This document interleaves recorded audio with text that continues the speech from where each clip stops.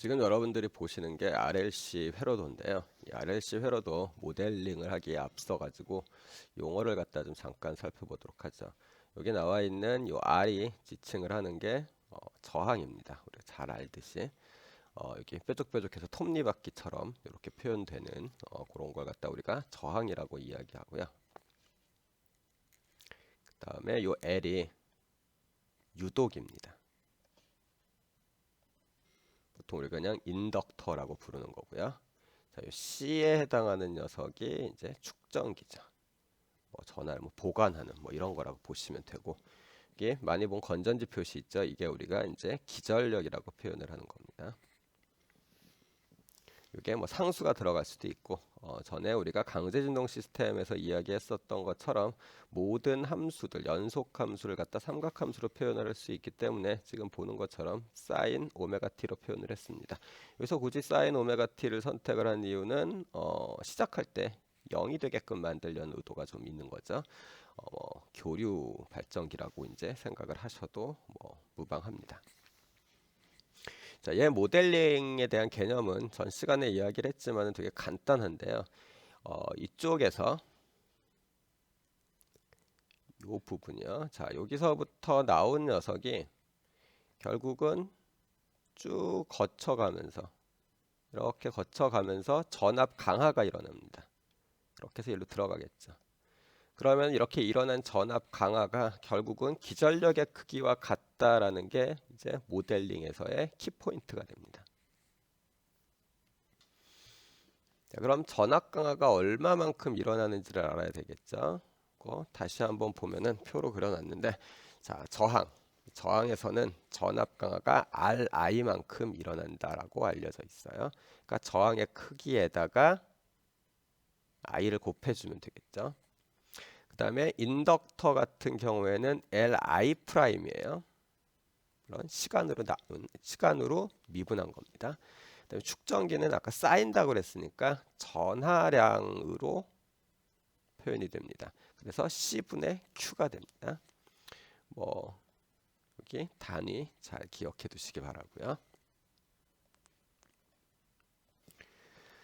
자, 그러면은 이렇게 되어져 있는 걸 모델링을 한번 해보면요. 자, 옆에 주어져 있는 이 시스템 같은 경우에 모델이 일단은 지금 보시는 것처럼 제가 보기 좋으라고 좀 식상에서의 순서를 갖다 좀 바꿔놓긴 했는데, 처음에 R을 지나가면서 나타나는 전압 강화, 그 다음이 인덕터 L을 지나가면서 나오는 전압 강화, 마지막으로 축전기에 대한 전압 강화의 합이 기전력의 크기와 같다라고 놓았습니다. 근데 이렇게 하고 나서 보니까 제일 눈에 거슬리는 게 바로 적분이죠. 적분식으로 그냥 풀어도 되는 경우들 많이 있습니다. 그리고 여기 나와 있는 이 적분은 정확히는 부정적분이 아니라 정적분이 될 겁니다. 이렇게 될 거고요.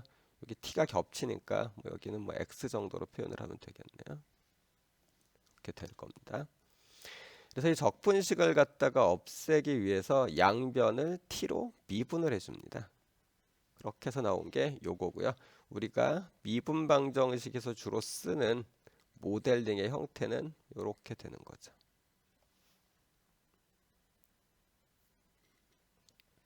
요거 학생들이 자주 실수하는 것 중에 하나입니다. 요 부분이요.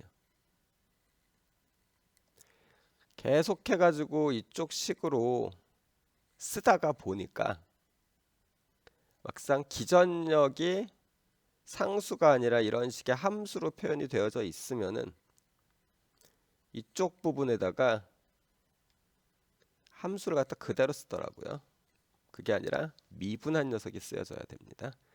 요거 정도만 주의를 하시면은 전기 회로도에 대한 모델링은 딱히 문제는 없을 겁니다. 물론 이쪽에 이렇게 돼가지고 R이 또 하나 있다라고 해보죠. R2. 그러면은 여기에 더하기 R2I 이렇게 들어가게 되는 겁니다. 혹은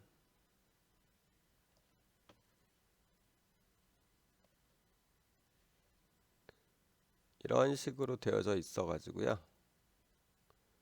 뭐 이쪽에 R, 이쪽에 L, 그다음에 뭐 이쪽에 C, 또 뭐 저항 이렇게 있고, 그다음에 이쪽에 뭐 건전지가 이렇게 있다고 해봅시다. 이런 식이 되면은 요걸 나눠야 돼요. 이쪽을 도는 I와 이쪽을 도는 I요. 그러면은 미분 방정식이 두 개가 튀어나오게 돼서 우리가 나중에 하게 될 연립 상미분 방정식을 이용해서 풀어야지 됩니다. 좀 회로도가 복잡해지면 복잡해질수록 좀 얘네들이 좀 많이 등장을 하게 될 겁니다.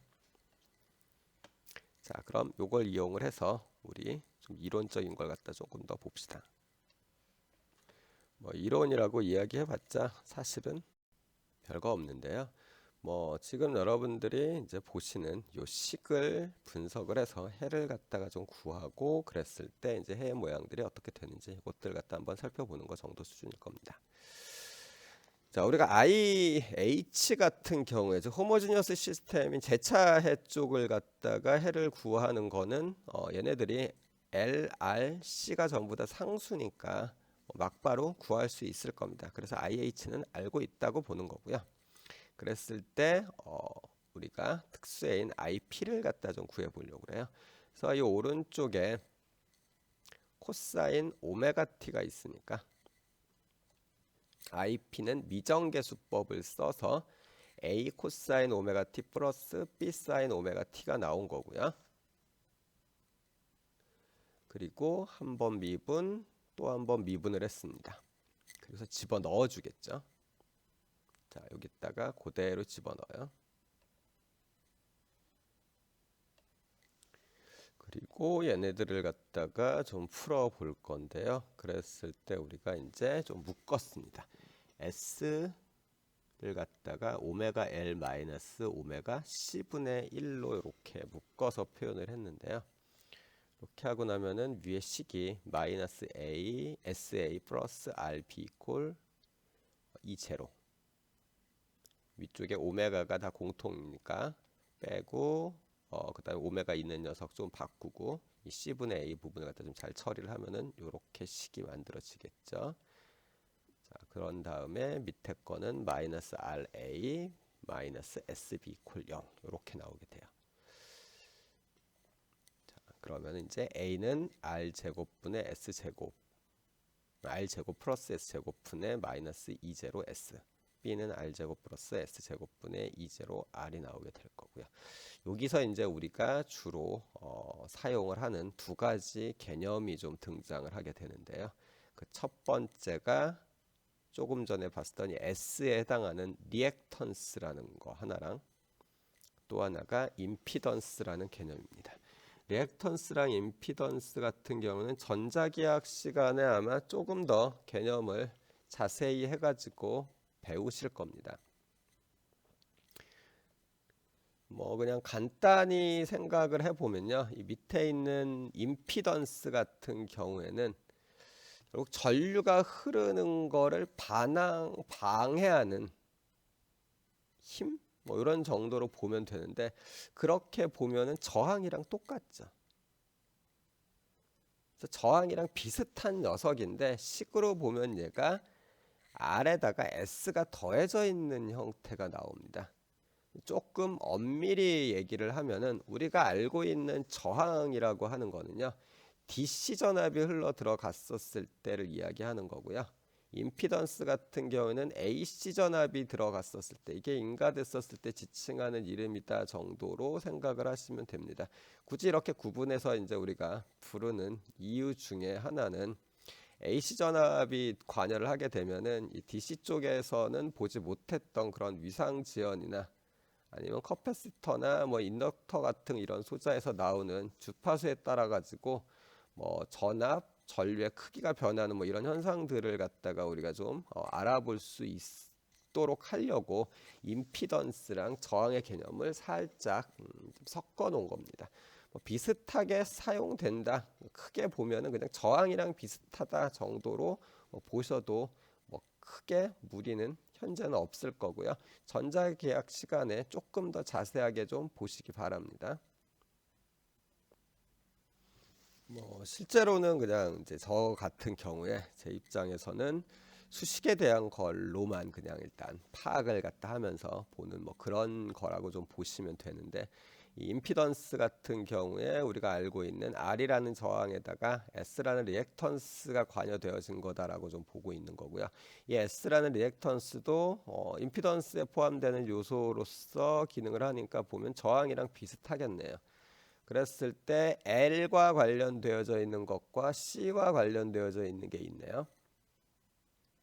그래서 얘네들을 갖다가 그냥 용어로 보면은 유도성 리액턴스랑 용량성 리액턴스로 이제 나눠서 부른다라고 하는데, 용량성 리액턴스가 앞쪽에 마이너스죠. 저거에 따라서 이제 저항이 좀 적어진다. 이런 식으로 이제 파악을 갖다가 할 수 있을 것 같습니다. 용어 두 개 기억해 두세요. 리액턴스랑 임피던스. 실제로는 DC랑 AC를 갖다 합쳐서 다 그냥 전압 관계에서 볼 때 보면은 우리가 R이랑 L이랑 C라는 것보단 저항을 임피던스랑 리액턴스를 이용을 해가지고 이제 파악을 하는 게 조금 더 많습니다. 자, 그럼 IP가 일단 나왔죠. A 코사인 오메가 t 플러스 B 사인 오메가 t 이런 형태에서 요걸 갖다가 삼각함수 합성을 이용을 하면은 I0의 사인 오메가 t 마이너스 세타 이렇게 표현을 할 수 있을 거고, I0는 물론 루트 A제곱 플러스 B제곱이 될 거고요. 그러면은 요 위에 우리가 A랑 B를 미리 구해뒀었죠. 요거를 그대로 집어넣어서 계산을 해보면은 루트 R제곱 플러스 S제곱 분의 2제로가 나와서 임피던스 분의 2제로가 되겠네요. 자, 여기서 임피던스라는 개념이 나오면서 우리가 식을 갖다 조금 더 단순화시켜서 볼 수 있다는 측면에서 좀 좋고, 그게 이제 저항이랑 연결이 되어져 있으니까 전체 구조를 갖다 좀 파악하기에 좀 단순화된다. 이런 것들이 장점이 되겠습니다. 자, 이때 우리 세타는 탄젠 세타가 마이너스 B분의 A, 즉 R분의 S가 된다라는 것은 삼각함수 합성에 의해 가지고 알 수 있는 거죠. 전기 회로도 자체에 대한 식은 우리가 모델링만, RLC 회로도 모델링만 해낼 수 있으면은 우리가 이전에 했던 거랑 완전히 동일하기 때문에 별반 신경을 쓸 필요는 없습니다. 어렵지 않죠. 지금 우리가 이걸 굳이 한 번 더 해본 이유는 분석 때문에 그런데요. 비교죠. 자, 우리가 알고 있는 이 전기 회로, RLC 회로도 모델링한 게 위에 거였어요. 그 다음에 우리가 용수철 시스템을 이용을 해서 본 게 요 밑에 거죠. 그러니까 잘 안 보이죠?